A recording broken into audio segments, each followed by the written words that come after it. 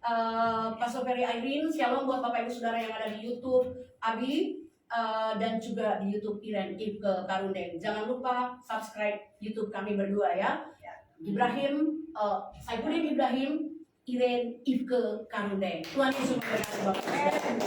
Oke, kita akan mulaikan, sudah didoakan tadi, dan kita akan mulaikan dengan pertanyaan langsung ya Bi ya. Oke, saya akan langsung bertanya nih yang paling pertama, karena sebagai orang yang dulunya bukan Kristen, dan kenapa bisa Abi itu bisa menjadi Kristen? Apa titik yang membuat Abi bisa kemudian yang sangat radikal? Anda tahu ya, sudah nonton YouTube-nya pada ya, sudah nonton YouTube-nya yang begitu radikal, dan kemudian bisa menerima Yesus, bahkan sekarang menjadi penginjil yang luar biasa. Oke, silakan Bi. Sebenarnya saya tidak punya keinginan jadi orang Kristen. Bayang mimpi aja enggak. Karena dulu saya benci dengan kekristenan, saya benci dengan orang Kristen, saya benci dengan gereja. Karena Kristen ini kok makin lama makin banyak, gitu. Makanya saya nggak suka. Saya dari kecil dilatih, dididik untuk cinta kepada agama, cinta kepada Islam. Nah, kok bisa berubah? Itu yang nggak saya sangka. Setelah saya selesai kuliah, saya diangkat jadi pimpinan Muhammadiyah di Jawa Tengah. Tahun berapa itu Bi? Tahun berapa? 89. Oke. 89, 90 saya menikah. Kemudian saya mengajar di sebuah pesantren di Indramayu, pesantren terbesar Az-Zaitun. Ada titik di mana saya mulai tidak suka dengan keyakinan saya nggak suka dengan Islam. Wow. Ya itu pada. Bi, maaf potong Bi. Abi ada di pesantren terbesar. Yang kata anak Abi itu bukan kacang-kacang. Itu luar biasa. Bagaimana Abi bisa di pesantren terbesar dan Abi bisa mulai enggak dislike sama Muslim?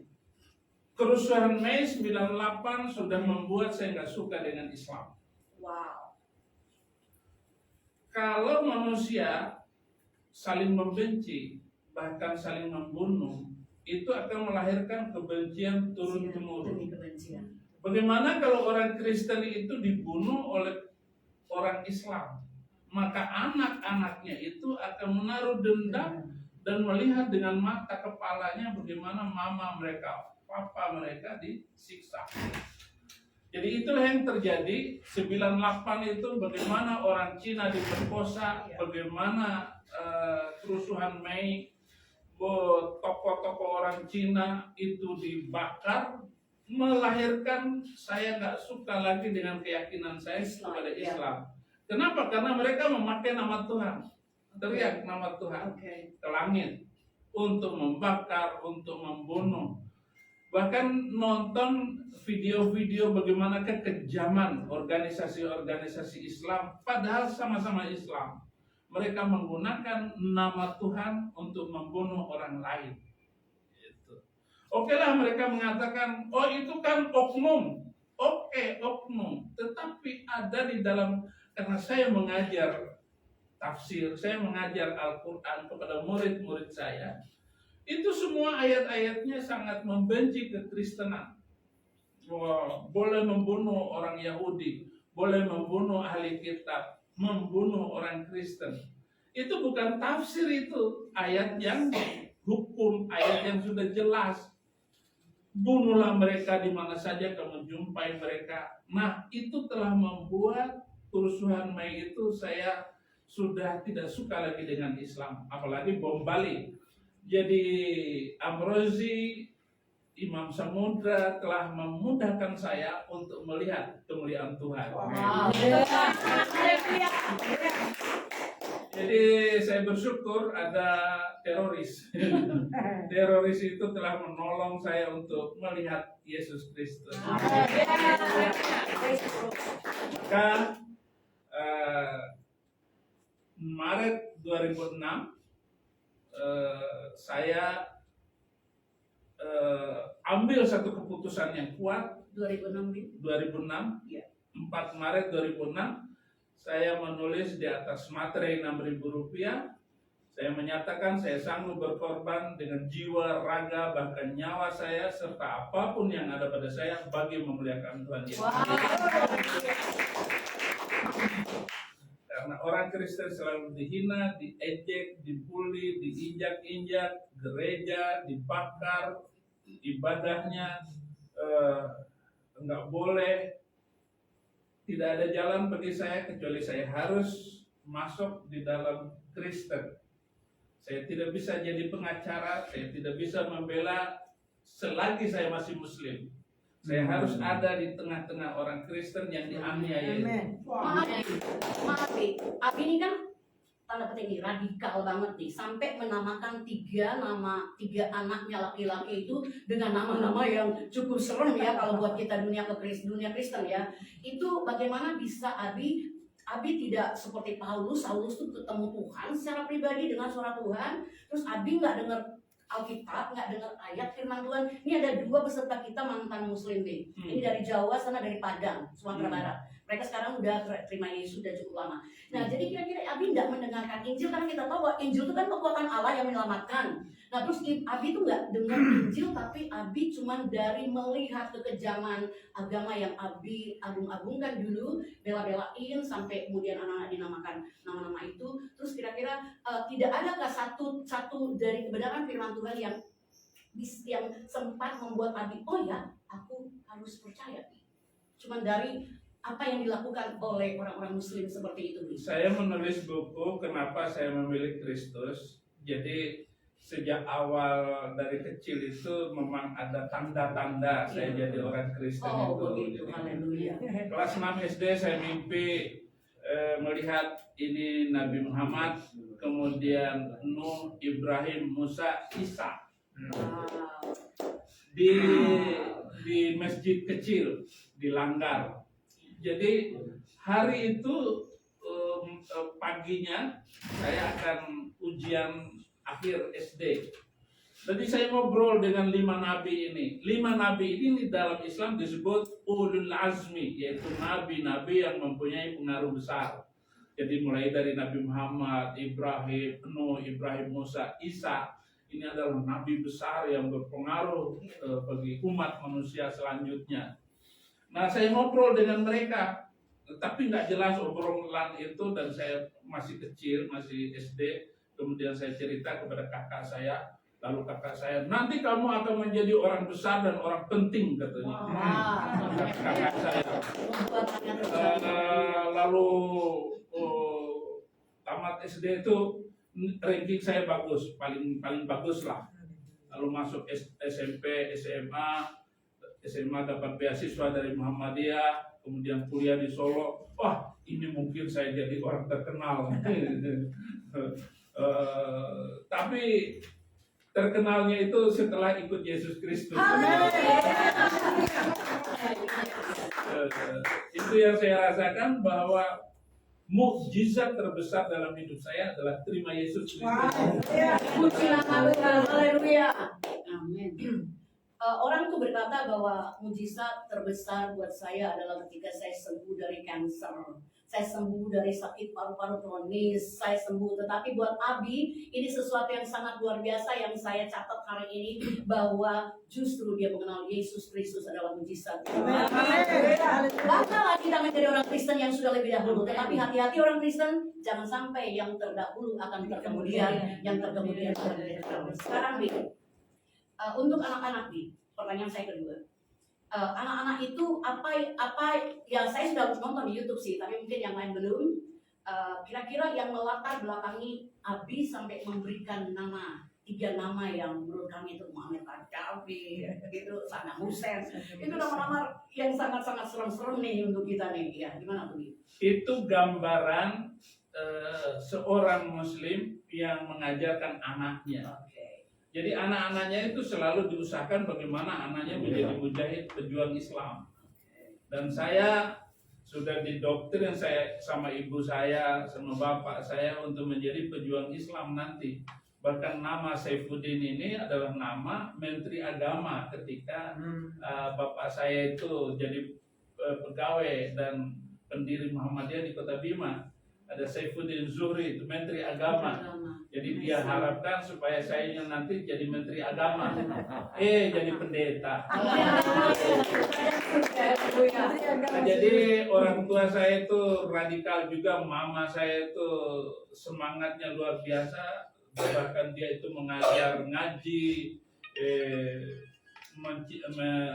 pokoknya menyiapkan para pendakwah, guru-guru besar. Bahkan paman saya almarhum Kiai Haji Mashkur Abdul Ghani Mashkur di Kota Bima itu, dia dengan coretannya saja rekomendasi orang pergi ke Timur Tengah itu pasti diterima di sana. Jadi pengaruhnya paman saya dan bapak saya, sehingga saya ini kasih nama putra saya Fikri Khomeini, Saddam Hussein, dan Muammar Gaddafi. Karena apa? Memang kepinginnya untuk menjadi pemimpin Islam pada suatu saat. Ya itulah sebabnya saya kasih mereka itu nama teroris semua. Oke, ada harapan Abi khususnya untuk anak-anak ini, karena Abi saja sebagai ayahanda mereka bisa punya pengalaman yang sangat luar biasa untuk mengenal Yesus. Kira-kira ada enggak harapan Abi untuk ketiga anaknya? Ya tentu saja seorang tua akan bercita-cita agar anaknya sama seperti bapaknya. Karena keinginan saya dan cinta saya kepada Injil ini sudah mendarah daging bagi kehidupan saya. Jadi luar biasa Injil ini. Saya melihat bahwa Injil ini adalah satu-satunya konsep untuk membuat manusia hidup damai di masa yang akan datang. Kalau harus diikutkan kepada kitab suci yang saya baca dan saya ajarkan dahulu, bahkan sejak munculnya keyakinan agama macam itu dunia tidak pernah aman. Tidak pernah aman. Selalu ribut. Kalau nggak ribut, sudah habis sekalipun orang non agama itu di kampung itu, ya mereka akan ribut dengan sesama mereka karena nggak pernah aman. Maka satu-satunya yang mengamankan manusia hidup toleransi dan damai itu hanya dengan Injil.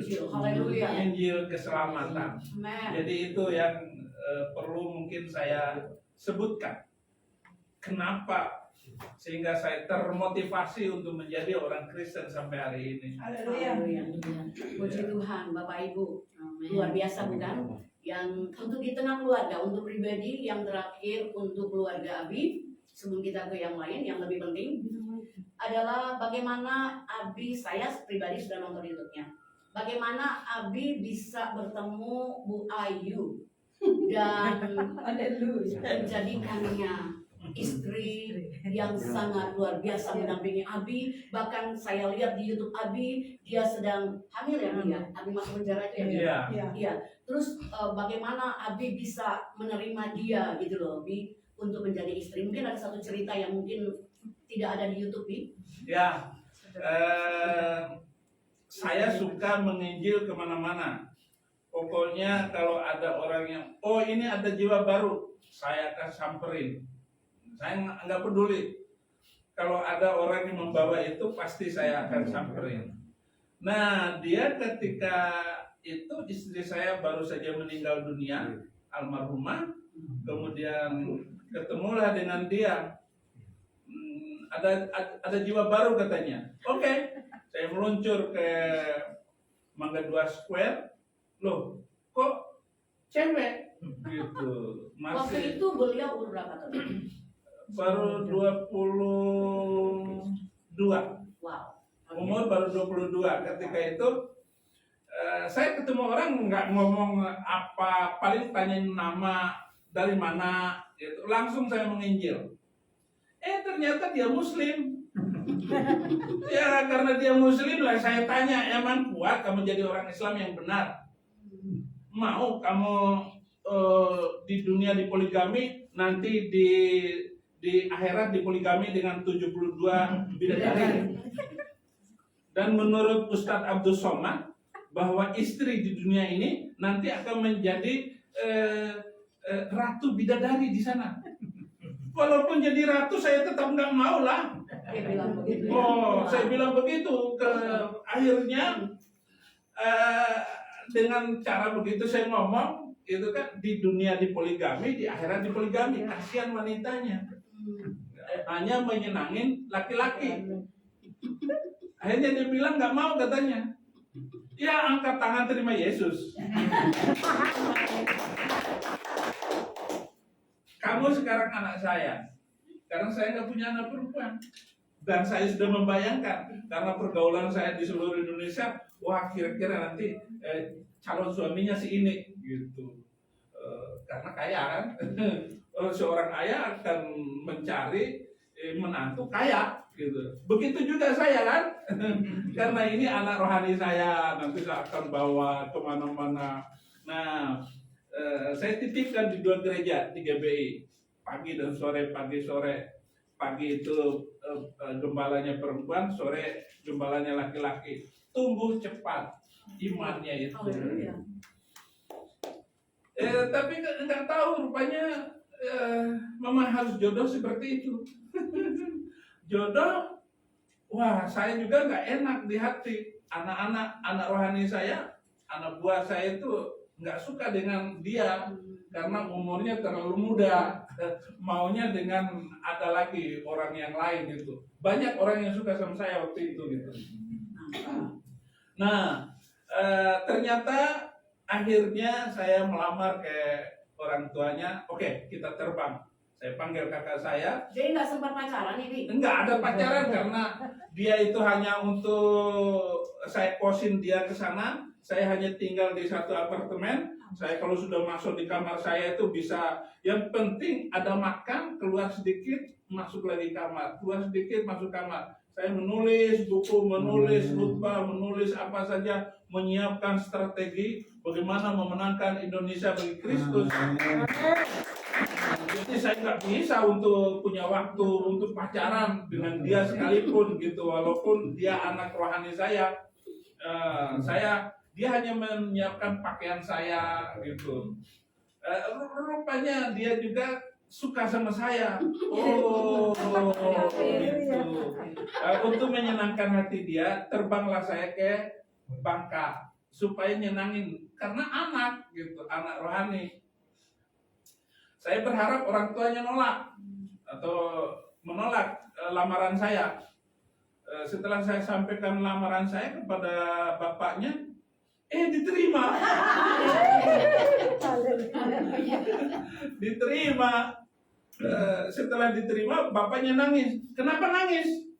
Masa menantu lebih tua dari mertua? Jadi tuaan saya daripada mertua saya. Gitu. Tapi memang itu jodoh itu luar biasa. Gitu. Ya, saya maunya yang kaya dong Bu. Ada orang kaya bisa ngirim 30 juta sebulan. Wah, ini cewek ini bisa untuk KKR terus saya. Ada lagi yang orang Batak, dia bilang saya akan membangun 5 rumah untuk kita. Saya bilang haleluya. Karena bagi saya harta dunia itu sudah tidak saya perlukan. Yang saya perlukan itu tetap yang datang dari atas. Adapun hal-hal yang ini hanya untuk gaya saja lah. Saya pakai begini nih supaya kelihatan keren. Semuanya hanya untuk alat untuk memberitakan firman, alat untuk menyampaikan supaya kita lebih efektif, efisien di dalam pelayanan. Gitu. Saya mau membaktikan seluruh hidup saya semata untuk kemuliaan Tuhan. Iya. Oke, ini kita sudah berbicara dari awal menjadi Kristen dan juga anak-anak, dan kemudian yang ketiga tadi tentang istri yang cantik Bu Sarah Ayu. Dan yang sekarang ini kita mau bicara soal bagaimana Bapak Ibu mungkin nanti akan siapkan pertanyaan ya. Karena saya hanya menyiapkan beberapa pertanyaan untuk hal ini. Ini tema yang saya rindu sekali, kenapa dibikinkan talk show tanpa sepersetujuan Abi terlebih dahulu, tapi saya sudah merancangkan untuk ada talk show sederhana seperti sore hari ini. Pertanyaannya seputaran bagaimana, karena ketika begini, ketika kita menginjilin orang, salah satu yang selalu diomongin sama orang-orang itu, Allah kamu kok beranak gitu kan, gitu ya, terus kemudian dan sebagainya. Jadi kira-kira saya tahu bagaimana menjawab, tetapi mungkin bisa keliru atau mungkin tidak tepat, mungkin orang lain juga bisa menjawab juga tentang Trinitas, kenapa Allah kalian tiga dan sebagainya. Saya bisa menjawab, saya mengerti sekali tentang Trinitas, tetapi barangkali kita bisa salah menjawabnya, karena Abi sudah sudah banyak sekali pengalaman tentang pertanyaan-pertanyaan seputaran itu. Untuk sementara saya hanya bertanya 2 hal saja dulu, untuk Abi bisa memberikan kepada kita, dan tolong saudara untuk bisa mendengarkan dengan baik, karena kita punya beban tanggung jawab keluar dari sini, kita tahu bagaimana menginjilin orang. Oke, untuk pertama 2 hal itu dulu. Kok Allah tuh beranak, kenapa Allahmu 3 gitu dan sebagainya. Ya, lebih bagus Allah kita bisa beranak daripada nggak bisa beranak. Oke. Itu jawaban pertama.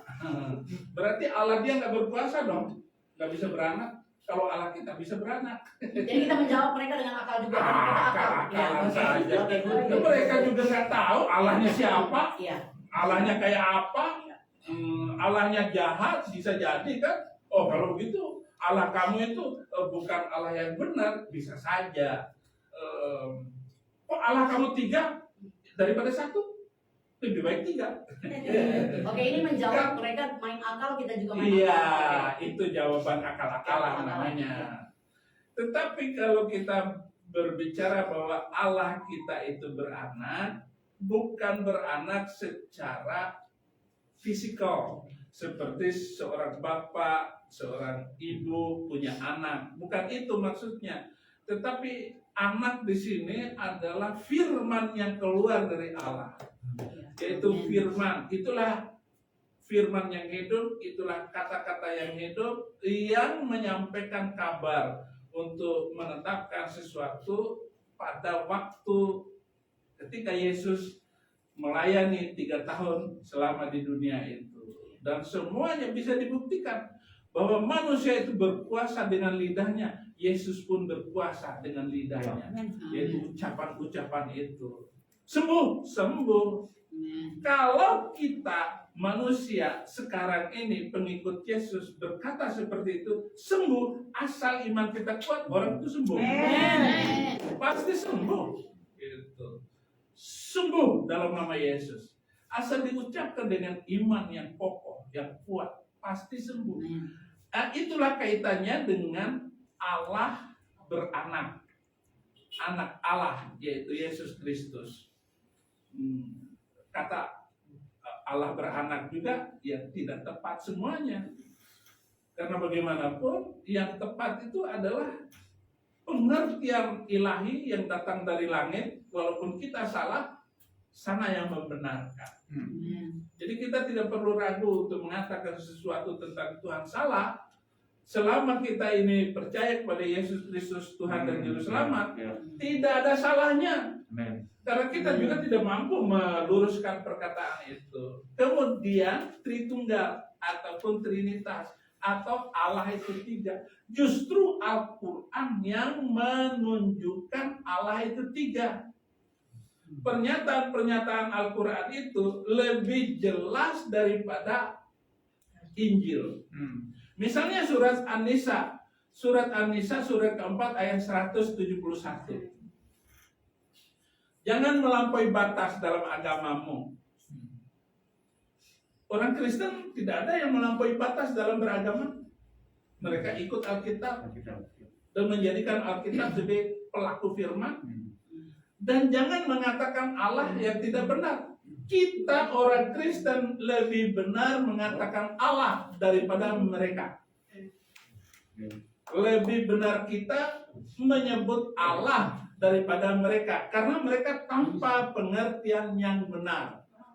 Mereka memakai kata-kata Allah itu untuk pengertian mereka sendiri, sehingga mereka tidak sampai kepada pengertian yang benar.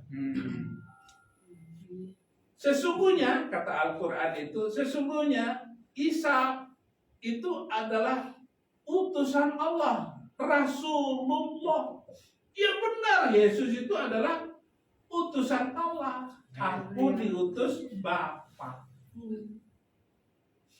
Benar. Jadi tanpa ayat itu pun, Yesus itu adalah utusan Allah Amin. sebagai anak Allah. Ya. Nggak salah kan? Benar. Kemudian Isa putra Maryam itu adalah kalimatullah wa kalimatuhu. Dia adalah kalam yang hidup, kalam Allah yang hidup. Benar. Pada mulanya adalah firman. Firman itu bersama-sama dengan Allah, dan firman itu adalah Allah. Firman itu telah menjadi manusia.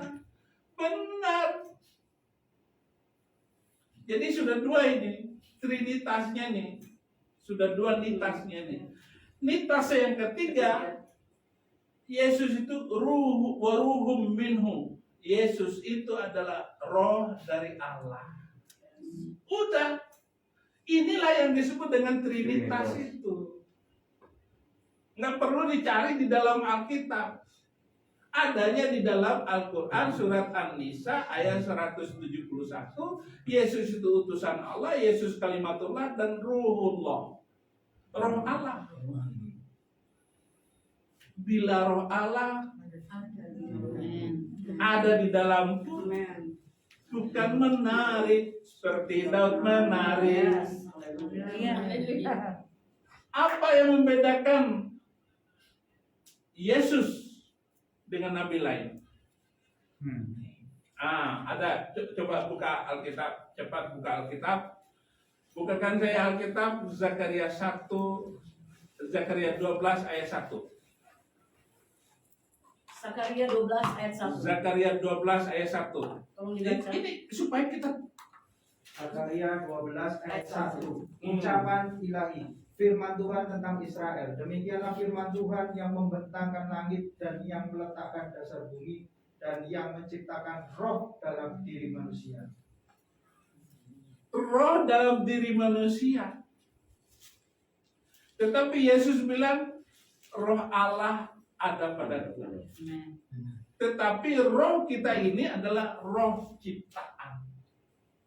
Karena keinginan laki dan perempuan lahirlah kita. Tetapi Yesus itu adalah roh Allah itu sendiri. Karena dia itu roh Allah, orang nyentuh jubahnya saja sembuh. Yes, amen. Nyentuh sembuh. Yes. Kenapa? Roh Allah ada di dalamnya. Yes. Kontan. Amen.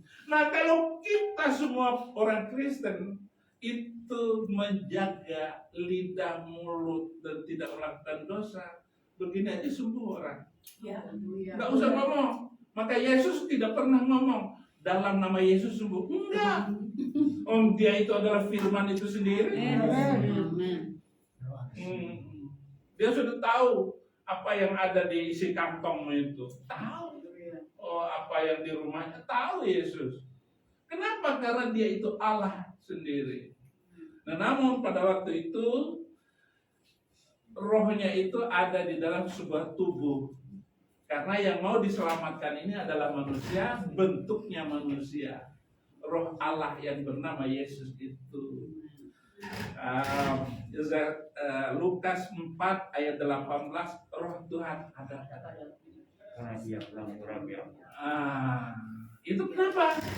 Karena memang dia itu roh Allah. Beda dengan nabi lain. Nabi lain itu roh ciptaan. Tetapi Yesus itu adalah roh Allah itu sendiri. Nah, roh kita ciptaan. Kamu semuanya yang ada di dunia ini adalah roh ciptaan. Tetapi Yesus itu adalah roh Allah itu sendiri. Sama dengan An-Nisa 171, ruhum minhu, roh darinya. Nah, inilah yang disebut dengan Trinitas itu. Cuma teologi orang Islam nggak nyambung, nggak mampu dipikirkan oleh kiai manapun. Yang ada adalah ngambil ayat, dipotong-potong. Wah, Yesus itu utusan atau Hmm. apa? Gitu. Dia nabi dong. Ya memang Yesus itu nabi, tetapi tidak sama dengan kenabiannya manusia yang lain.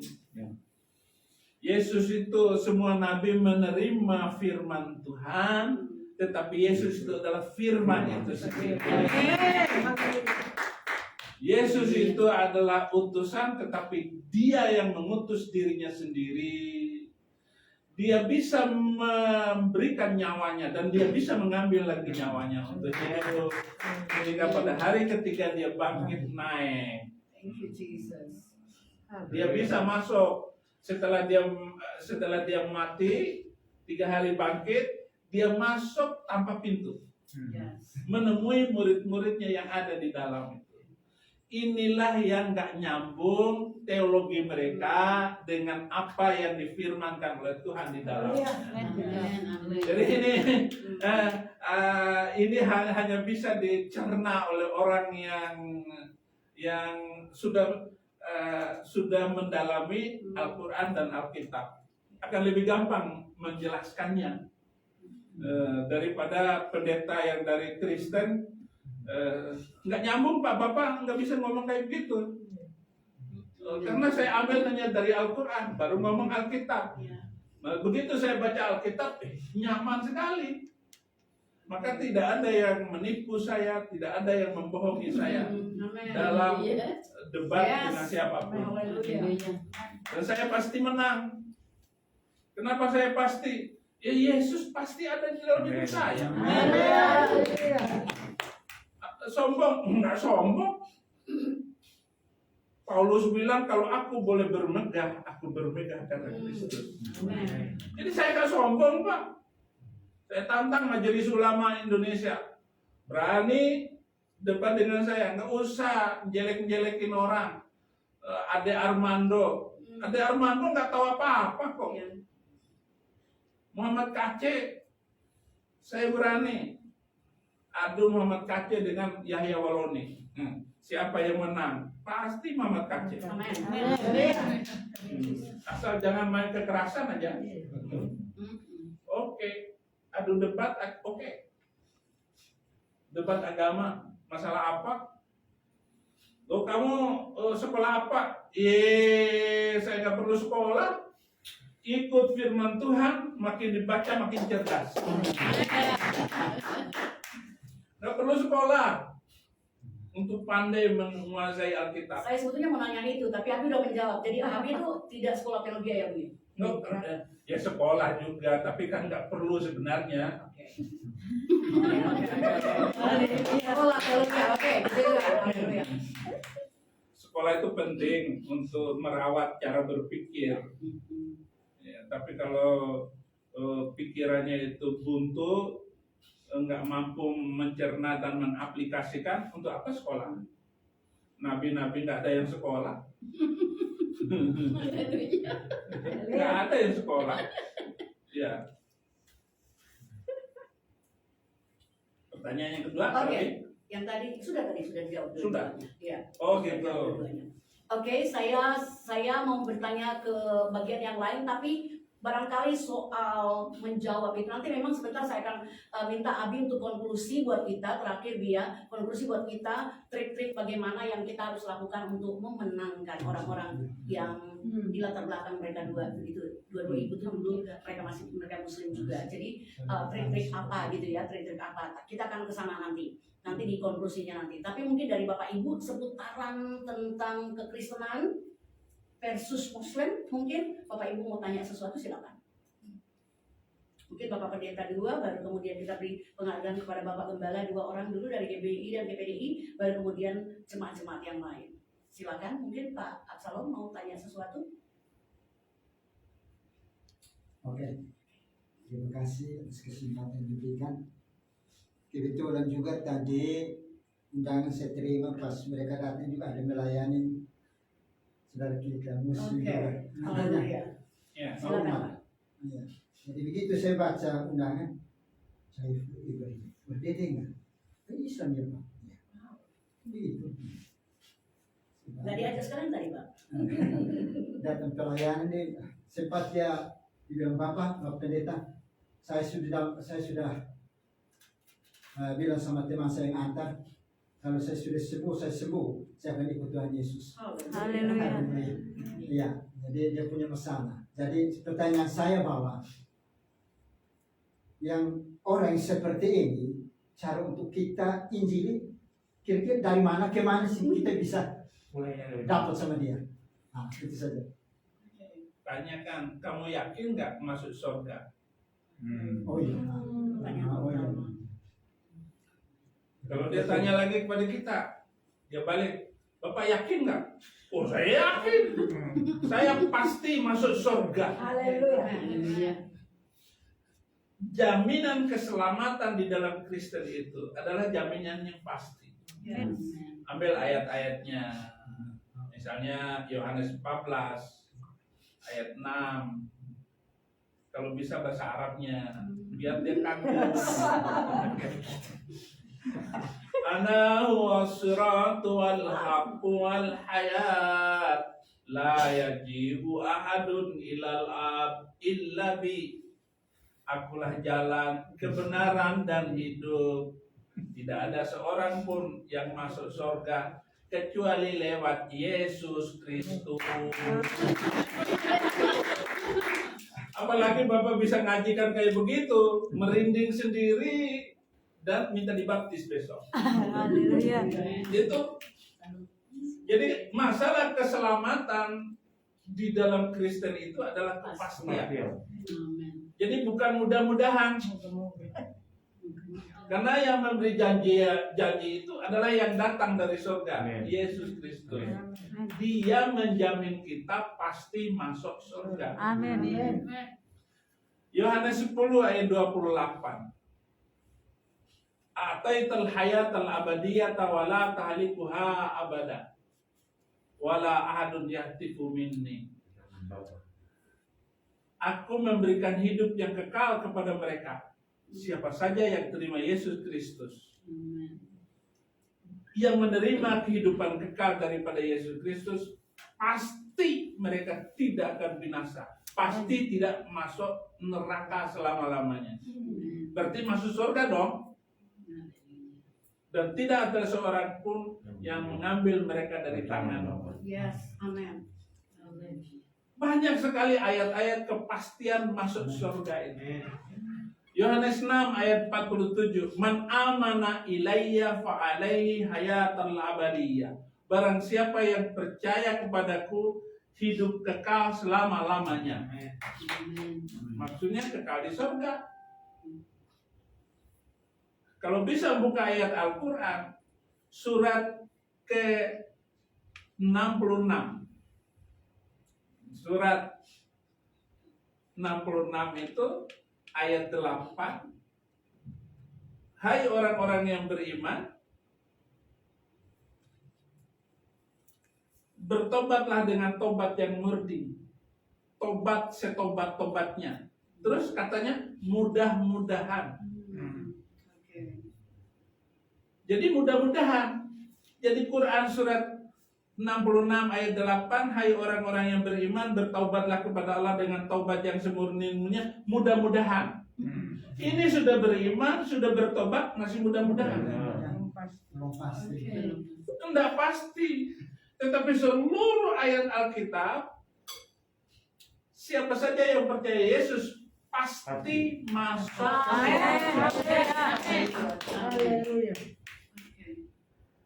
Roma 5 ayat 9 dan 10. Roma 5 ayat 9 dan 10. Ayo, siapa yang duluan baca? Ayat 9 dan 10.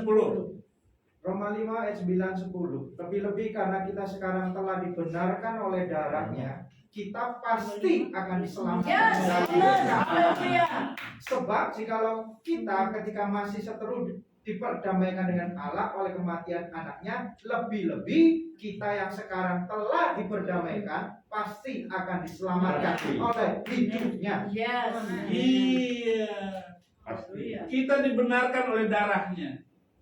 Artinya kita setiap minggu atau setiap bulan minggu pertama kita perjamuan kudus. Kita minum darah Yesus. Yes. Itu kita dibenarkan. Amen. Bukan orang benar. Kita manusia rusak semua. Ya kan? Dibenarkan. Kita dibenarkan. Bukan karena kita orang benar.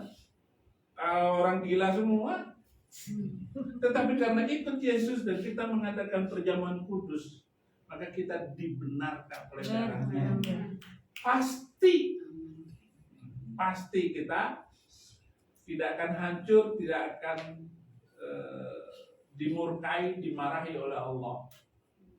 Dan lebih-lebih karena kita sekarang dalam keadaan berdosa. Kenapa? Ada daging. Ini punya hotel ini. Ibu kan mau punya hotel ini. Nah itu gara-gara daging, Bu. Karena kita masih seteru. Karena masih ada daging, ada darah. Ada keinginan. Lah kalau malaikat nanti di hari akhirat nanti sudah nggak ada keinginan lagi, ngapain lu? Sekarang ini karena ada daging ini kita berdosa, karena ada keinginan, kemauan, pikiran yang sudah macam-macam, ketakutan. Nanti saya makan apa? Makan siapa? Makan malam. Makan malam. Nah, ini keinginan daging inilah ketika kita berada di dalam keinginan ini dan kita diperdamaikan dengan Dia yang datang. Lebih-lebih lagi Dia bangkit, maka kita pasti diselamatkan. Pasti diselamatkan. Kalau di kitab suci saya yang dulu masih mudah-mudahan. Selamat kok masih mudah-mudahan. Siapa yang mau kerja dengan saya? Pak Pendeta, nggak usah jadi pendeta saja ya. Saya akan gaji Bapak 50 juta sebulan. Mau? Mau nggak? Manusiawi loh. Mau. Saya tambah lagi jadi 100 juta. Mau nggak? Mau. Iya, tapi mudah-mudahan Pak. Mau gaji mudah-mudahan? Mau lah. Lebih baik gaji ya 5 juta sebulan tapi pasti. Amin. Yesus itu luar biasa pasti. Amin. Saya potong Bapak Ibu, selama saya mendengarkan penyampaian tentang yang seperti ini antara Muslim dan Kristen baru kali ini. Jadi ini baru sekali buat saya, sebuah contoh yang sangat bagus yang tentunya akan lebih membuat kita bisa lebih berani untuk melayani orang-orang. Amin. Itu ya Bapak Ibu Saudara. Jadi ini sesuatu yang sangat luar biasa dan saya percaya masih ada hal-hal yang lebih luar biasa. Kita teruskan Pak. Abi silakan Mbak dilanjutkan yang saya potong tadi. Jadi itu baru modal pertama kita ngomong itu tentang keselamatan. Itu pasti masuk surga kalau di sana masih mudah-mudahan. Jadi contoh tadi Bapak mau saya gaji 50 juta sebulan. Oh mau. Kalau begitu saya tambahin lagi 100 juta. Tambah semangat. Mudah-mudahan. Tapi mudah-mudahan. Yes. Masih yakin kan Bapak Ibu? Amin. Amin. Tetapi mereka harus pertahankan mereka punya pikiran. Apalagi kalau baca buku-buku saya, ada buku-buku saya itu buku-buku penginjilan ini buku-buku penginjilan. Ada beberapa model buku ini. Nah, buku Kita ini harus punyai loh Bapak Ibu. 150 Muslim tiap bulan masuk Kristen karena baca buku ini. Kenapa saya memilih Kristus, pergolakan batin, pemburu kebenaran? Sudah nggak terhitung berapa orang bertobat. Iya, ini buku Hai anak-anakku bertobatlah. Karena 3 anak saya sampai sekarang belum terima Yesus. Walaupun walaupun sudah saya bawa khutbah kemana-mana gitu, tapi memang Tuhan itu belum membukanya. Apa karena belum waktunya gitu ya. Nah ini di belakang ada foto anak-anak saya dan foto Umi Ayu lagi hamil. Wow. Sebentar setelah ini saya masuk penjara. Masuk penjara ini ketika dia umur Golda Meir dalam 8 bulan dalam perut mamanya. Sebulan saya dalam penjara, lahirlah. Maka saya kasih nama Golda Meir, Perdana Menteri Israel yang paling ditakuti seluruh Arab. Perempuan. Wow. Iya. Wow. Orang-orang Arab tuh paling takut dengan Golda Meir karena dia punya panglima perang mata satu, Moshe Dayan. Jadi matanya cuma satu, dia panggil Moshe Dayan, sini kamu. Ini adalah negara pilihan Tuhan, manusia pilihan Tuhan. Kamu harus menyiapkan tentara terbaik. Jangan sampai ada orang Yahudi mati. Dengar baik-baik Moshe Dayan, 1 Yahudi mati, 1000 Arab harus mati. Maka orang Arab itu merinding kalau dengar nama Golda Meir. 5 kali perang antara Yahudi dengan Arab, selalu Yahudi menang. Perang kemerdekaan, modal 35.000 tentara, Yahudi menang. Perang Yom Kippur menang. Perang dataran tinggi Golan menang. Perang laut mati, lautnya yang mati. Dan ada perang 6 hari. Perang 6 hari ini tentara Mesir, panglima Mesir dengan Syria teleponan. Waktu itu belum ada video call. Tetapi oleh Yahudi kabelnya diputus. Kemudian pesannya diubah. Bunyinya, kalau ada pesawat tempur terbang rendah, itu pesawat kiriman saya. Dibalik lagi ke Mesir, kalau ada pesawat tempur terbang rendah, itu pesawat kiriman saya. Bunyinya begitu, padahal itu pesawat tempurnya Yahudi. Seluruh pesawat tempur Mesir hancur, Syria hancur, Yordan hancur. Hanya 6 hari di bawah panglima mata satu. Kalau matanya 2, 3 hari. Itulah sebabnya kasih nama Golda Meir. Wow. Wah, itu bagian dari semangat penginjilan. Bagaimana kita ini menyiapkan para penginjil, dan kita tidak perlu lagi membawa pedang, tidak perlu lagi membawa alat. Bahkan Yesus bilang, kosongkan dompetmu, supaya kita pergi dan masuk ke sana dan melihat bagaimana pelayanan kita, kesaksian hidup kita. Amen. Pedang kita firman Tuhan. Amen. Cukup dengan firman ini, Amen. kita akan memenangkan Indonesia. Yes. Haleluya. Oh, itu Amerika menjajah kami. Negara-negara Arab hancur, negara-negara Afghanistan hancur karena Amerika. Jangan ngomong Injil, Pak Pendeta. Saya nggak ngomong itu kok. Itu negara, itu urusan mereka. Kami adalah urusan Injil, beritakan firman. Jadi tidak ada kaitannya negara Amerika dengan kehancuran Arab. Tidak ada urusannya. Mereka nggak membawa firman Tuhan. Firman Tuhan, kosongkan dompetmu, sarungkan pedangmu, kata Tuhan Yesus kepada Petrus yang sudah memotong telinga Malchus, budak dari imam besar itu. Sarungkan pedangmu. Jadi selama pelayanannya Yesus tidak pernah bawa pedang. Jangankan pedang, pisau dapur saja tidak pernah dibawa Yesus untuk menakut-nakuti orang. Bahkan dia mati di atas kayu salib menebus dosa kita selama-lamanya. Amin. Itu bagian daripada penginjilan kita. Itu luar biasa ya. Haleluya. Saya sampai nggak tahu mau nanya apa lagi. Iya, tetapi oke, kita masih punya pendeta satu, Pastor Ferry Irene. Ya. Pastor Ferry, Pak Kasih, silakan. Pastor, saya mau tanya. Ya. Tadi Pastor bilang kita Kristen kita menghadapi banyak kekerasan, banyak penganiayaan, banyak yang kesusahan gitu.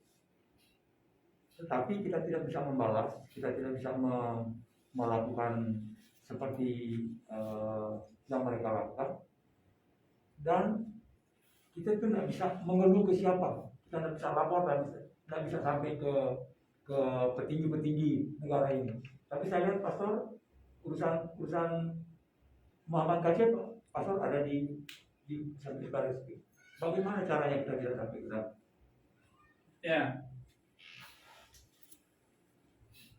Saya ambil alih kasus MKC itu karena permintaan anak dan istrinya untuk menangani langsung karena saya punya pengalaman itu. Dan ketika saya di penjara itu atas tuduhan penistaan agama, dan pasal penistaan agama ini adalah sebuah pasal yang saya pandang sengaja untuk menangkap orang minoritas, orang Kristen. Nah, disitulah saya mengambil pelajaran ini, bagaimana pasal penistaan agama ini harus dihapuskan di Indonesia. Walaupun banyak ustadz, banyak kiai, banyak pemimpin Muslim yang sengaja menghina kekristenan, jelas-jelas menistakan agama, belum ada satupun ulama yang menghina Kristen masuk penjara. Selalu minoritas yang masuk penjara. Inilah undang-undang yang tidak imbang, tidak adil diberlakukan di Indonesia ini. Kalau begitu, pasal penistaan agama ini adalah pasal sengaja dibuat untuk menangkap dan menakut-nakutkan orang Kristen. Kan begitu jadinya. Itu satu. Yang kedua, undang-undang atau pasal penistaan agama ini adalah pasal salah diberlakukan. Kenapa? Karena kitab suci mereka itu boleh membunuh orang Yahudi dan orang Kristen. Misalnya surat Taubah ayat 29. Qatilul ladzina la yu'minuna billahi wa bil yaumil akhir wa la yuharrimuna ma harramallah wa la yadinuna bidinil haqqa minal ladzina utul kitab. Perangilah orang-orang yang tidak beriman kepada Allah dan hari kemudian. Mereka tidak mengharamkan apa yang diharamkan oleh Allah dan Rasul. Mereka tidak beragama dengan agama yang benar, yaitu agama Islam. Minal ladzina utul kitab, yaitu orang-orang yang diberi Alkitab. Coba Bapak angkat Alkitab. Nah, Bapak pendeta boleh dibunuh. Boleh dibunuh. Bapak boleh dibunuh karena mengangkat Alkitab. Itu surat ke-9 ayat 29. Suratnya namanya surat Tobat. Jadi bertobat itu leher Bapak harus pisah dari badan Bapak. Kenapa diberlakukan undang-undang penistaan agama ini? Di tengah bangsa yang mayoritas mengikuti aturan itu. Lah inilah yang saya ungkit, yang saya perjuangkan. Jangan sampai Muhammad Kaca ini masuk penjara lagi. Tangkap Abdul Somad yang menghina Salim. Tetapi Bareskrim tidak berani menangkapnya. Tidak berani itu polisi. Itu yang saya herankan. Kenapa orang minoritas terus yang ditangkap? Di mana keadilan di negeri ini? Jelas-jelas dia menghina kok. Disalib itu Di salib itu ada jin kafir. Karena ada patung. Manggil-manggil, haleluya, haleluya. Ngadep kanan apa ke kiri? Yesus itu. MKT bilang itu bukan jin kafir. Yesus Kristus yang ada di salib itu.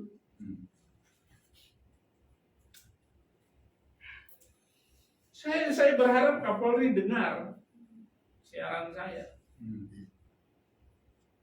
Apalagi kemarin Muhammad KC dipaksa harus menandatangani 5 tanda tangan tanpa harus dibaca. Dipaksa oleh penyidik untuk menandatangani 5 kertas. Saya lagi usut ini penyidiknya ini. Karena Itu yang penyidik bilang bahwa sudah dia tidak akan perkarakan ya dia. nggak tahu kenapa itu. Oh, bukan yang itu, Bukan, oh, lain lagi. Oke. lain lagi, ini yang baru lagi ini. Oke. Saya harus telepon pengacara saya untuk bahkan kalau bisa lapor ke ini, ke atasannya. Muhammad Kaki disuruh tanda tangan tanpa ya, orang yang dalam harusnya pengacara harus tahu tuh setiap apa yang dilakukan itu. Ini tanpa sepengetahuan pengacara. Oke. Saya tidak ada untungnya untuk membela Muhammad KC, tetapi karena sedarah dengan saya, Haleluya. karena darah Yesus itu, Yes. apa untungnya? Mau saya juga diancam mau dibunuh gara-gara membela Muhammad KC. Nggak ada urusan. Kita mau agar Indonesia ini hidup toleransi dan damai di masa yang akan datang. Kita mau anak-anak keturunan kita ini mereka hidup damai, saling Yes. mengasihi Amen. sesama.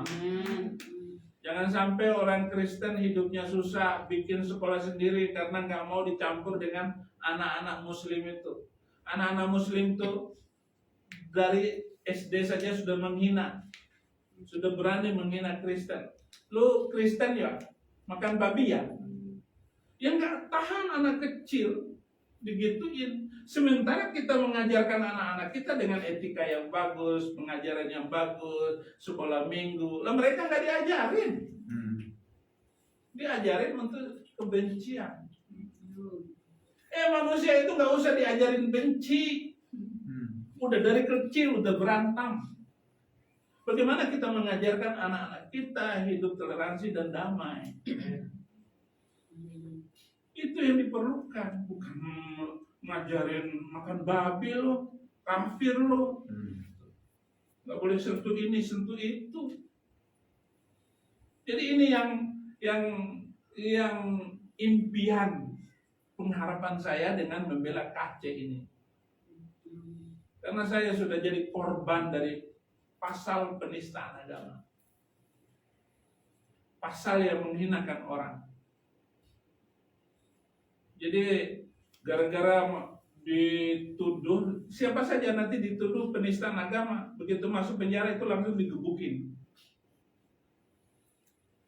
Ahok baru masuk di Cipinang, udah langsung ditunggu sama preman, makanya dipindah ke Makobrimob. Ini alasan-alasan yang kita harus bangun ini Indonesia yang penuh ini. Kota Ende ini adalah kota Pancasila. Yes. Di mana proklamator Bung Karno itu dibuang di sini dan dia berpikir bagaimana dasar negara Indonesia ini dengan sila ketuhanan yang Maha Esa, keadilan, kemanusiaan yang adil dan beradab, persatuan Indonesia, kerakyatan, dan yang kelima itu keadilan sosial. Yes. Nah, keadilan sosial itu keadilan di dalam ekonomi, keadilan di dalam hukum, keadilan di dalam politik, keadilan di dalam suku. Bagaimana semua rakyat Indonesia ini makan enak semua, tidak ada yang menderita, tidak ada yang susah. Jangan uang itu hanya berkumpul di kota, uang itu harus ditebarkan sampai ke desa-desa supaya mereka merasakan kesejahteraan sosial itu. Itu yang dimaksud oleh Soekarno, yang dipikirkan oleh Bung Karno, sehingga munculnya Pancasila itu. Dan kita harus bersyukur Bung Karno proklamator itu memikirkan dasar, bukan dasar agama, dan bukan agama yang harus berperan di dalam kehidupan sosial kemasyarakatan yang akan datang. Itu saya senang sekali.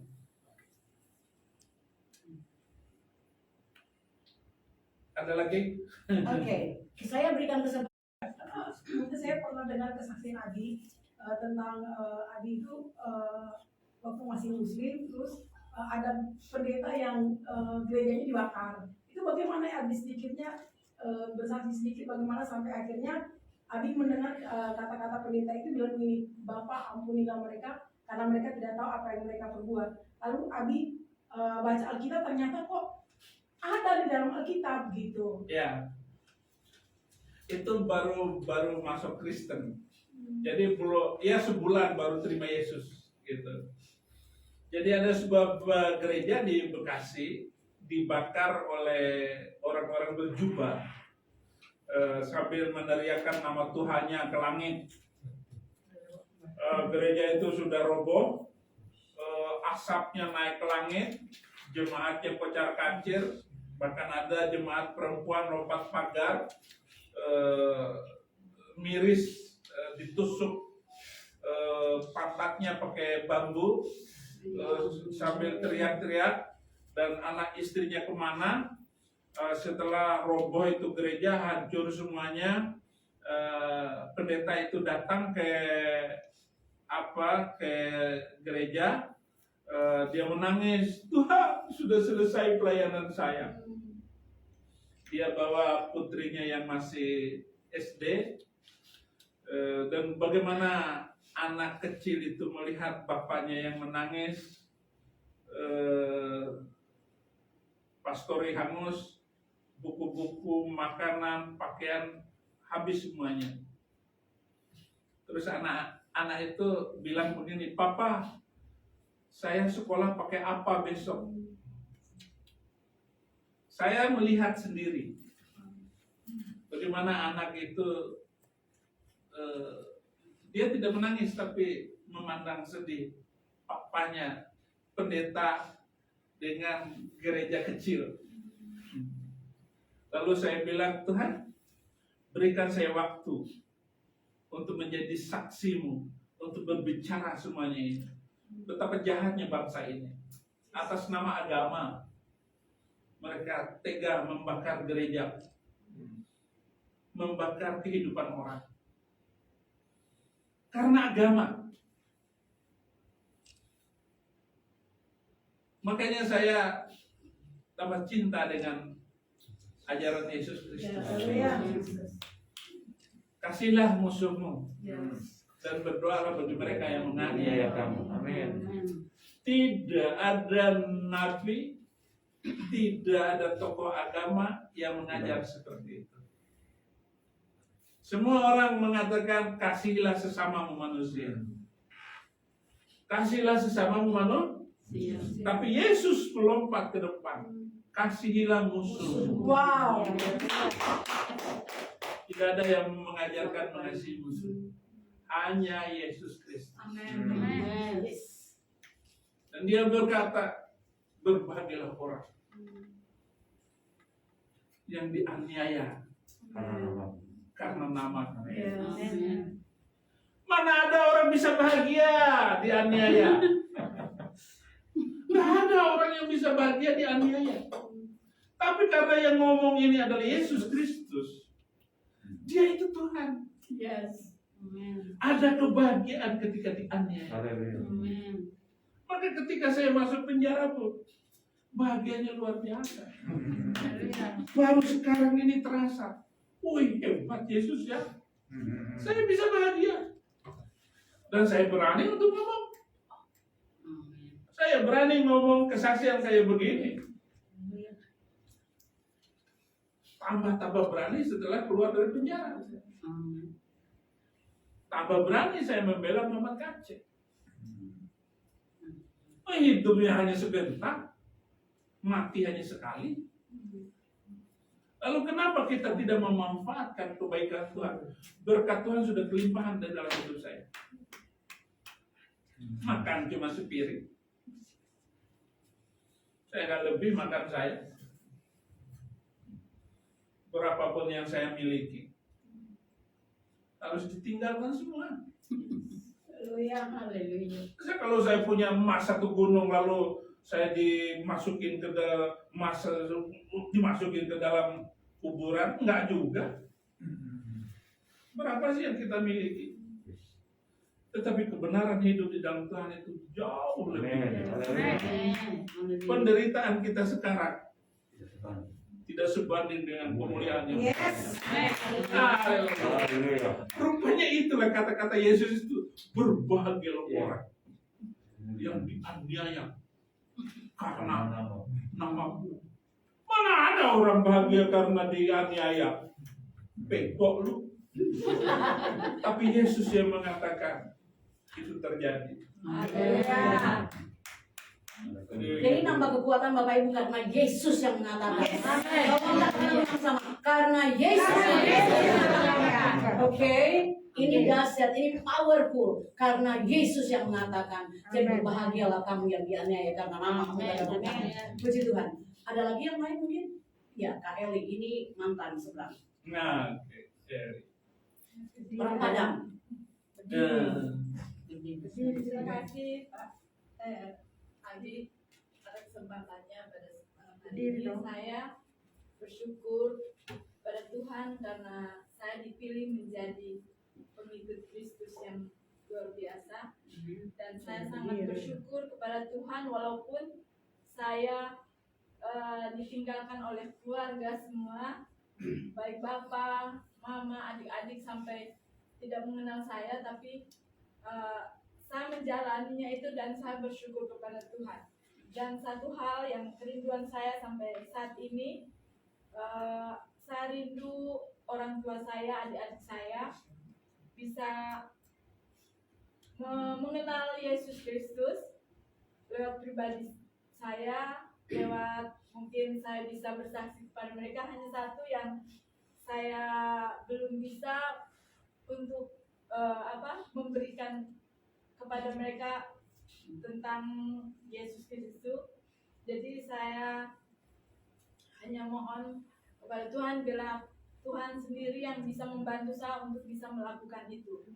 Satu hal lagi, Abi, mereka sering mengatakan begini, kalau orang tua saya, khususnya bapak, mama, adik saya yang bungsu itu sudah tahu dan mereka sudah menerima saya, tapi ada 3 lagi adik-adik saya itu mereka fanatik sekali, dan mereka kalau bilang ke saya dan kami itu kalau mati masuk neraka yang paling dalam. Jadi saya bilang puji Tuhan, saya kalau mereka bilang begitu, saya hanya tidak bisa membantah juga, tetapi saya juga hanya berdoa kepada Tuhan semoga mereka dibukakan, agar mereka juga bisa percaya kepada Yesus Kristus. Terus Abi, ini yang tadi ada di dalam surat 66 itu surat apa? Al-Baqarah, An-Nisa atau surat apa? Surat 66 itu, jadi di Al-Quran itu ada 112 surat. 112 surat. Surat ke-66 itu adalah surat At-Tahrim. Jadi 114 surat itu ada nama-namanya. Surat 65 At-Talaq, 66 At-Tahrim, 67 Al-Muluk, 68 Al-Qalam, Al-Haqqo, dan seterusnya. Jadi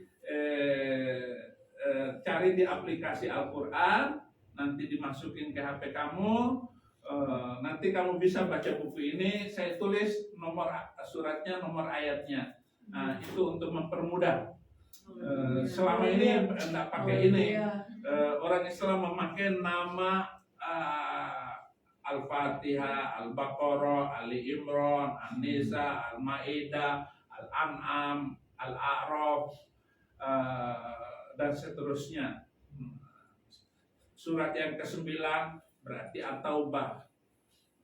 Kalau surat Shiratal Mustaqim itu Surat pertama, surat Al-Fatihah. Shiratal Mustaqim. Ihdinas Shiratal Mustaqim. Tunjukilah kami ke jalan yang Nah, itu yang lurus. menjadi sering mereka bilang begini, jadi coba kamu baca itu Ihdinas Shiratal Mustaqim, Shiratal Ladzina An'amta 'alaihim ghairil maghdubi 'alaihim. Coba kamu baca itu, kamu akan kembali ke Islam. Mereka cuma nanya jalan, tunjukilah kami ke jalan yang lurus. Orang Kristen nggak perlu lagi minta ditunjukin jalan. Karena jalan yang lurus itu ya Yesus.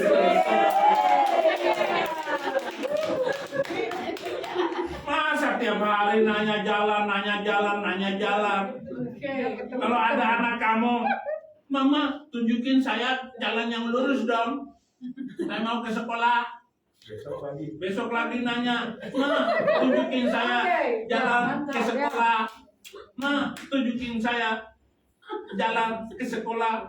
Loh, apa enggak marah kamu punya anak kayak begitu? Saya gebukin. Udah diantar berkali-kali masih tanya.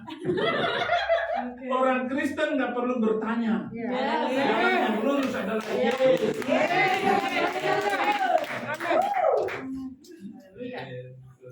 Bapak Ibu ini luar biasa sekali. Contoh tentang anak kecil yang bertanya kepada mamanya, bilang, Mama, antarin saya atau tunjukin saya jalan lurus sampai ke sekolah.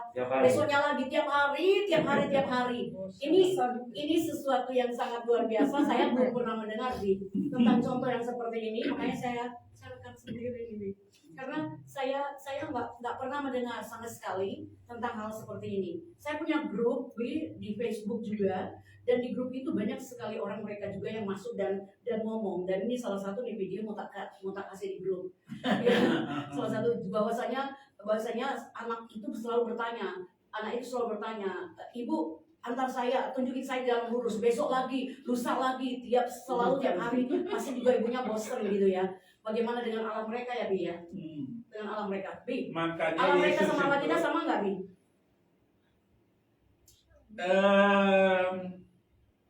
Alam mereka sama Allah kita sama nggak, Bi?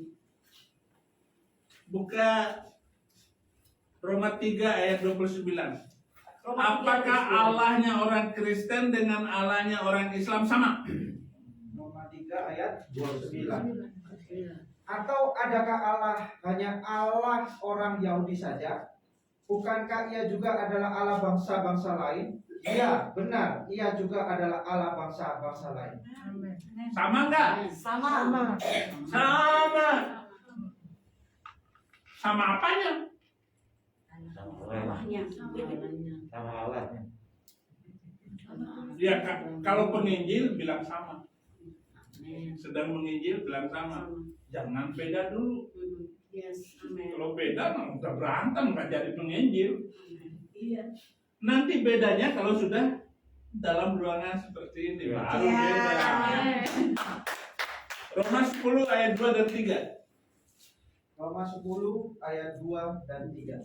Sebab aku dapat memberi kesaksian tentang mereka bahwa mereka sungguh-sungguh giat untuk Allah, tetapi tanpa pengertian yang benar. Sebab oleh karena mereka tidak mengenal kebenaran Allah, dan oleh karena mereka berusaha untuk mendirikan kebenaran mereka sendiri, maka mereka tidak takluk kepada kebenaran Allah.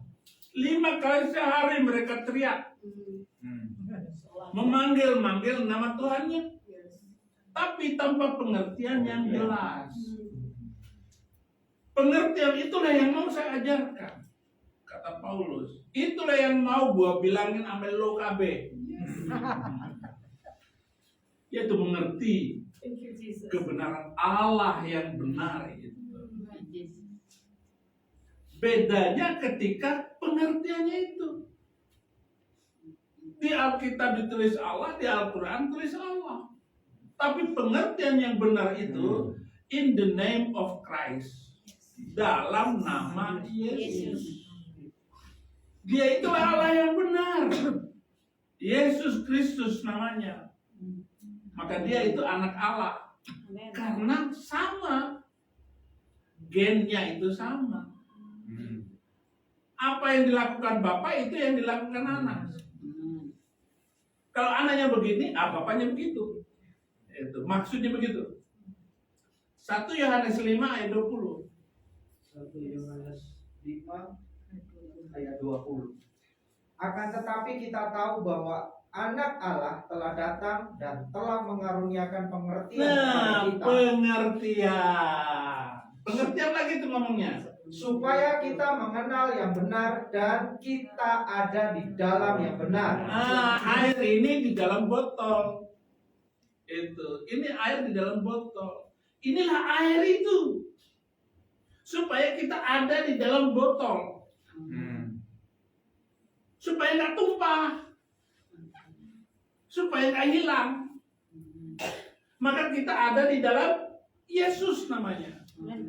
Terus Di dalam anaknya Yesus Kristus, dia adalah Allah yang benar. Yesus itu adalah Allah yang benar. Dan hidup yang kekal.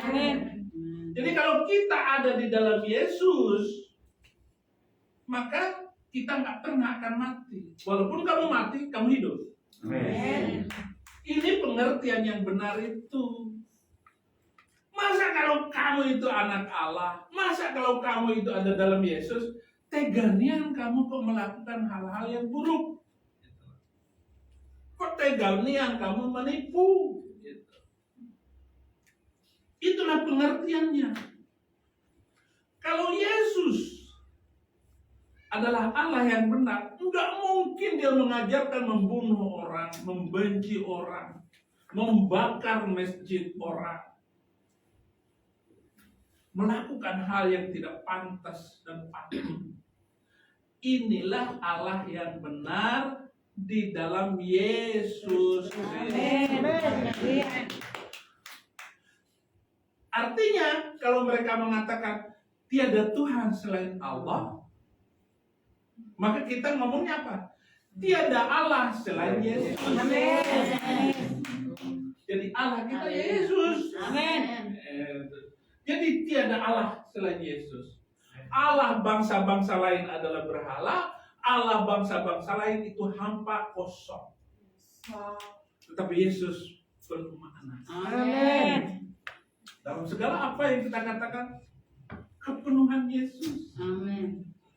Itu namanya kesurupan Yesus. Haleluya. Jadi Saifuddin Ibrahim ini manusia kesurupan. Tapi kesurupan oleh Yesus Kristus. Kalau kesurupan setan, bahaya. Tapi kalau kesurupan Yesus, nggak bisa ditahan. Nggak takut. Nggak takut mati. Kenapa?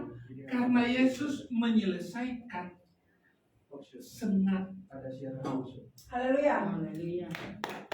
Besok Pak. Bukan berarti kita mati konyol, enggak. Tapi mati untuk nama Tuhan. Menderita di dalam Yesus. Mati bersama Dia. Bagaimana Anda bisa bangkit dengan Yesus kalau Anda nggak mati? Matikan dulu dirimu. Matikan dulu segala duniawimu. Matikan dulu. Baru hidup. Hidup di dalam Yesus. Itulah hidup baru. Amin. Haleluya. Harus sungguh-sungguh. Jangan seperti Nikodemus. Bagaimana bisa lahir baru kita? Apakah saya harus masuk ke dalam perut ibu saya lagi? Yesus bilang kamu ini ahli agama Niko. Kata Tuhan Yesus kepada Nikodemus, lu kok nggak tahu pengertian itu? Harus lahir dari air dan roh. Gitu. Nikodemus goblok. Habib Rizik, Habib gitu. Oor. Kira-kira begitu gitu. Somat. Waloni. Walontong. Oke. Siapa yang tadi yang nanya tadi ya? Saya itu tiba-tiba muncul itu nggak ada dalam kamus saya untuk bertanya loh. Tapi tadi saya masih berdoa sebentar rekam ini, saya bilang Tuhan ada lagi nggak yang saya nggak rancang tapi itu nanti akan muncul ya pertanyaan. Dan ini benar-benar luar biasa. Saya sudah baca kitab Roma berkali-kali, tapi saya nggak bisa memikirkan sampai kepada pertanyaan saya, Allah kita dan Allah mereka tuh sama nggak ya? Ternyata Allah kita dan Allah mereka sama, Bapak Ibu Saudara. Jadi itu trik pertama untuk kita masukin sama, tapi nanti diterangkannya seperti apa maksud untuk penginjilan pribadi. Jadi ini luar biasa. Saya amat sangat diberkati dan saya tidak melewatkan itu dengan mengambil video sendiri dari handphone saya ini. Jadi saya masih memberikan kesempatan, dan waktu kita tinggal sedikit sekali sebetulnya, tapi saya masih berikan kesempatan kepada yang lain. Mungkin Ibu Eka juga mantan Muslim dan dia baru pulang dari Jawa, bertemu dengan keluarga-keluarga yang semuanya pada Muslim. Mungkin ada sesuatu Bu Eka mau tanyakan, mungkin sebagai bahan untuk next penginjilan ke mereka. Sama dengan Kak Eli. Oh, mereka soulmate. Ya, tadi Eli bilang bagaimana bergaul yang biasa saja dengan orang tua, begitu. Memang kita punya kerinduan untuk mengajak mereka. Gitu. Bagaimanapun, tidak ada orang yang datang kepada Yesus tanpa digerakkan dan ditarik oleh Allah. Artinya kita harus melakukan hal yang baik. Gitu. Ya terserah dialah.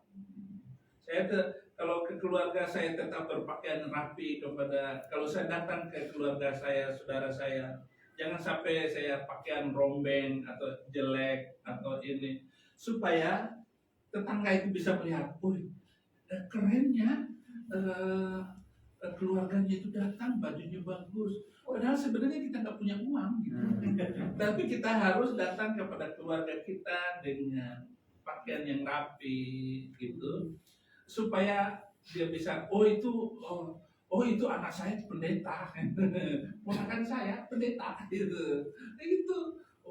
Bagus. Hendaklah kebaikanmu dilihat semua orang. Kota yang ada di atas gunung tidak bisa disembunyikan. Artinya jadi terang. Lampu dinyalakan, pelita dinyalakan untuk ditaruh di atas kaki dia. Artinya kita semua ini harus menjadi teladan, bisa dilihat. Eli cantik. Setelah dia jadi Kristen kok tambah cantik. Lain yang anak Yesus. Kok beda dengan anak saya yang lain? Ya, begitu. Eli baik. Haleluya. Begitu, orang tua saya sekarang malah lebih care-nya ke saya. Yes. Semua apa-apa macam sakit itu bilang, ini berdoa kasih Bapak dulu. Haleluya. Tapi jangan lupa transfer uang. Anaknya sudah polisi, Abi. Salah satu anak yang sulung itu polisi terbaik, yang sering dikirim ke pusat. Ya. Jadi itu maksudnya. Saudara-saudara saya terus menghina sekali, masuk neraka lu, kafir, duitnya halal. Itu jangan heran, nggak usah heran dengan yang itu. Makanya orang Padang itu selalu berhasil kemana-mana, karena ada 3 nasihat ini mama. Nasihat pertama, jangan tinggalkan sholat kecuali lupa. Nasihat yang kedua, jangan mencilok, jangan mencuri kecuali terpaksa. Yang ketiga, jangan berzino kecuali supo sama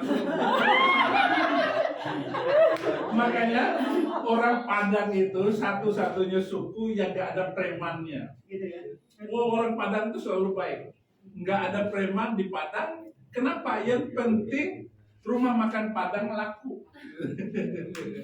Sefanatik apapun orang Padang, ya, tetap dia tidak mau ribut dengan tetangga. Karena bisnis.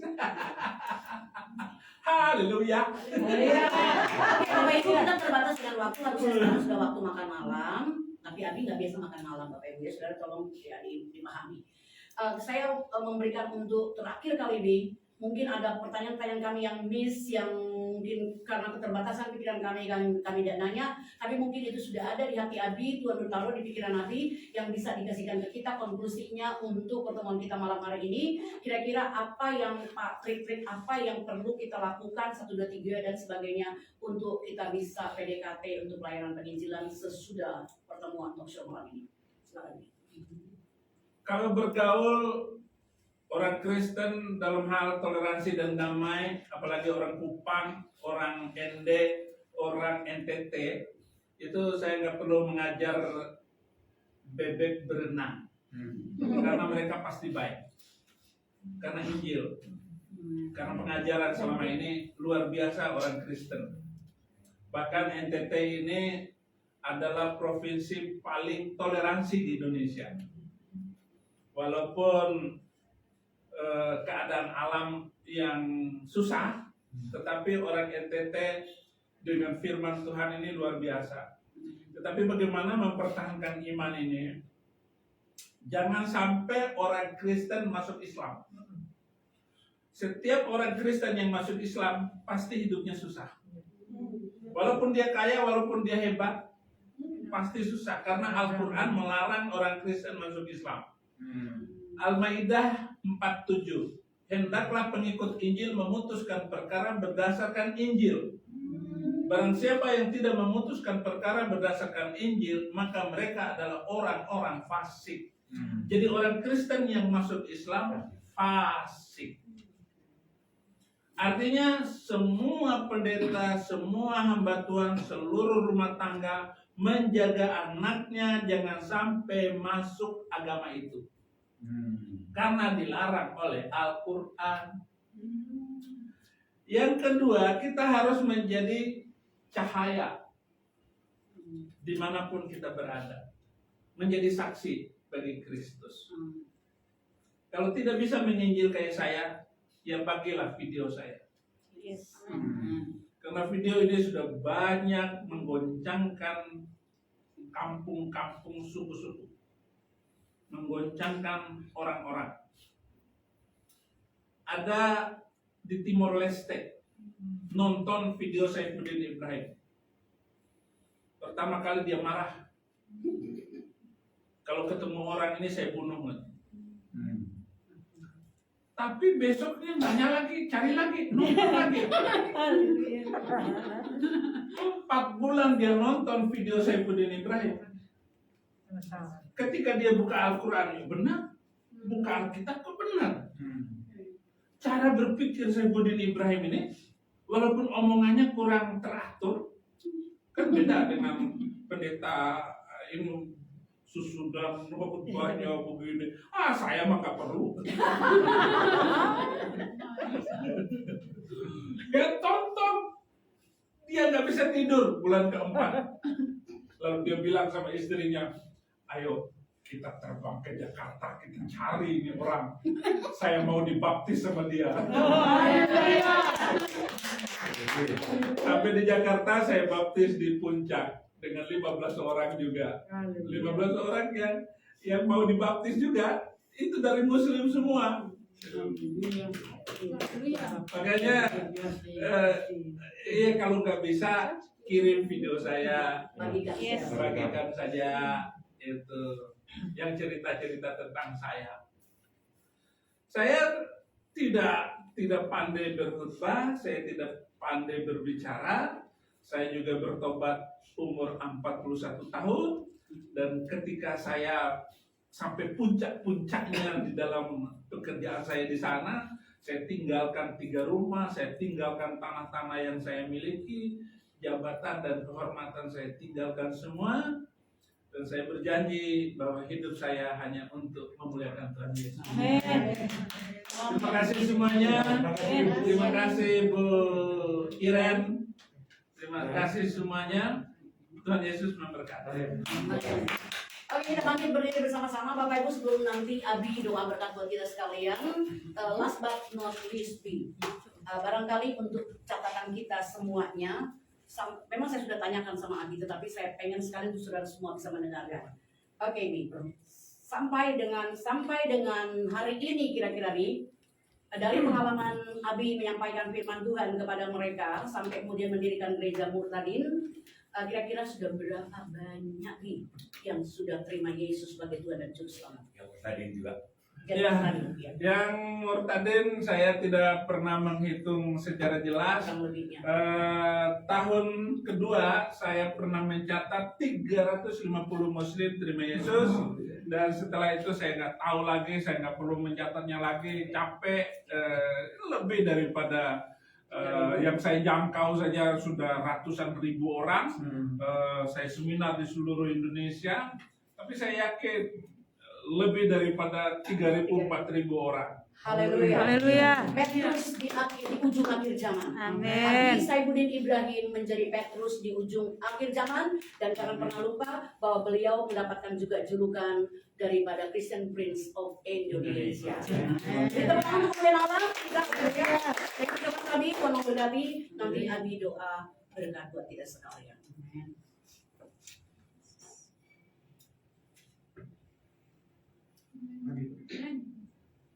Saya doa. Angkat hatimu, angkat tanganmu, Amin. tinggalkan kebencian, dendam, Amin. sakit hati kepada siapapun. Tidak ada keinginan yang lain. Aku hanya ingin Yesus. Amin. Aku ingin Engkau. Amin. Tiada yang lain selain Engkau. Amin. Pusatkan hati, pendengaranmu, pikiranmu. Semuanya kosongkan. Hanya ada di dalam Yesus.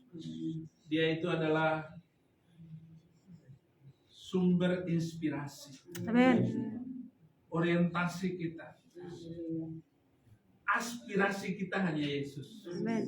Nggak ada yang lain. Bahkan seluruh anak, suami, istri, bukan. Sekarang hanya ada di dalam Yesus. Barulah kepada yang lain. Tunjukkan hatimu sungguh-sungguh cinta kepada Dia. Nggak ada yang lain.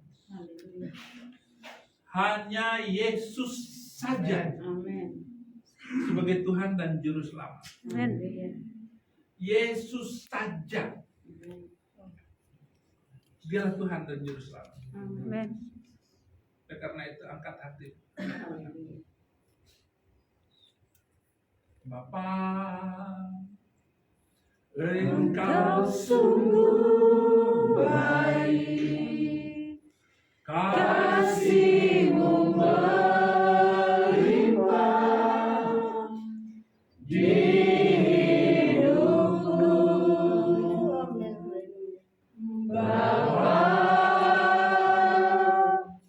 ku berterima kasih.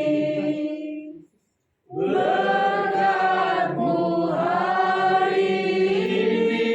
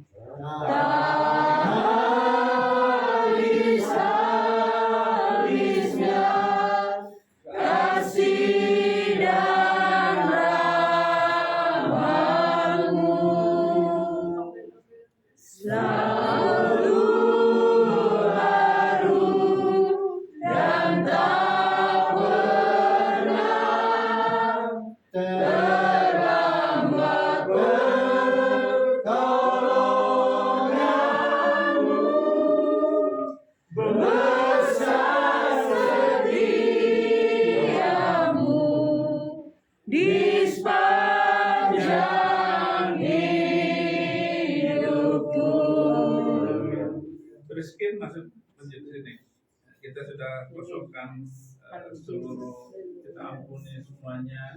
Dia sedang sakit dan luar biasa wanita ini. Sudah lama saya mengenal dia di pertemanan di Facebook. Dia luar biasa. Dengan Tuhan adalah rancangan damai sejahtera. Rancangannya membawa kemenangan. Rancangan untuk menyembuhkan. Rancangan untuk supaya dia sehat. Supaya dia punya keturunan. Supaya punya keluarga yang bahagia. Yang diimpikan semua wanita. Demikian pula rezeki. Engkau yang memanggilnya. Engkau yang menyempurnakan. Bagi engkau tidak ada yang mustahil. Bahkan orang buta melihat, tuli mendengar. Orang mati bangkit itu. Hamba tumpang tangan.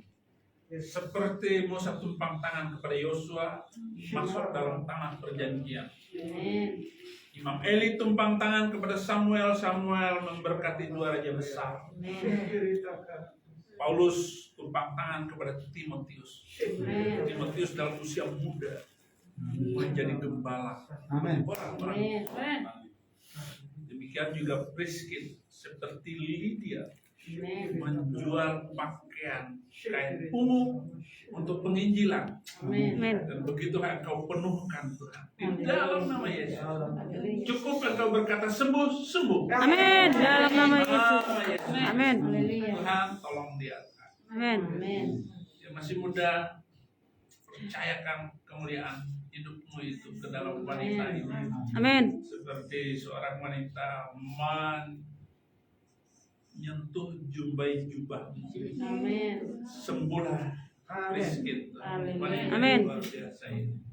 Nah, terima kasih. Mulai dari ujung rambut sampai ujung kaki Tuhan. Dan biarlah seperti engkau mencuci kaki muridmu, demikianlah juga hamba mencuci kaki dia, dan dia akan melihat kemuliaan Tuhan. Amin. Makin yakin dengan engkau yang ajaib dan luar biasa itu. Ganti jantung yang baru, Amin. tulang-tulang yang baru, peredaran darah yang baru, ginjal yang Amin. ganti yang baru. Haleluya, haleluya. Amin. Amin. Hamba berdoa semuanya untuk jemaat yang hadir, bahkan Pak Ferry, suami istri, Bu Iren, bahkan hambamu Pak Gembala, semuanya Kau berkati. Tidak ada sesuatu pun yang terlewatkan oleh berkat-Mu, kesembuhan-Mu, keajaiban-Mu, kelimpahan-Mu. Ayub 42, Ayub tahu bahwa Engkau sanggup melakukan segala sesuatu. Dan tidak ada rencana-Mu yang gagal. Rancangan Tuhan adalah rancangan damai sejahtera. Ayub berkata, hanya dari kata orang aku mendengar tentang Engkau, tapi sekarang mataku melihat keajaiban, kemuliaan-Mu, kehebatan di kota ini, di tempat ini. Kami percaya Tuhan bahwa orang-orang yang datang ke sini, orang-orang dan kota ini boleh menyaksikan kebesaran kehebatan Engkau. Khusus untuk jemaat GPDI Mawar Saron. Engkau yang menyiapkannya, Engkau yang membesarkannya, Engkau yang menghebatkannya. Bahkan pelayanan di sini nanti akan membesar. Dan akan melahirkan orang-orang yang luar biasa. Keluar dari kota ini. Dalam nama Yesus. Firman-Mu sehingga Indonesia penuh dengan kesuburan. Firman itu akan mengubahkan batu menjadi tanah yang subur. Kemanapun kaki mereka melangkah, sertai dengan kesuksesan. Kau lihat tangan-tangan yang terangkat. Apapun yang dilakukan oleh tangannya selalu berhasil. Tuhan persiapkan segala sesuatu. Berkat mengejar mereka. Dalam nama Yesus. Buatlah mereka kaya raya. Dalam nama Yesus. Makin kaya, seperti Ishak Amin. menjadi kaya dan tambah kaya. Amin. Berkat-berkat yang Tuhan berikan dalam Amin. kehidupan mereka. Tuhan, roh maut, roh kecelakaan tidak menimpa. Dalam nama Yesus. Segala hal, sakit, penyakit, Tuhan angkat. Amin. Tuhan luar biasa. Sehingga kami semakin meninggalkan sejarah yang indah bagi anak cucu kami, kami orang-orang yang taat cinta Tuhan. Amin. Biasa. Karena itu saudara-saudara, terimalah berkat Yes. Amin. dari Bapa Sorga, Amin. kasih setia dari Yesus Kristus, penyertaan Roh Kudus selama-lamanya. Sama-sama katakan. Amin. Puji Tuhan. Haleluya. Shalom, terima kasih Bapak-bapak.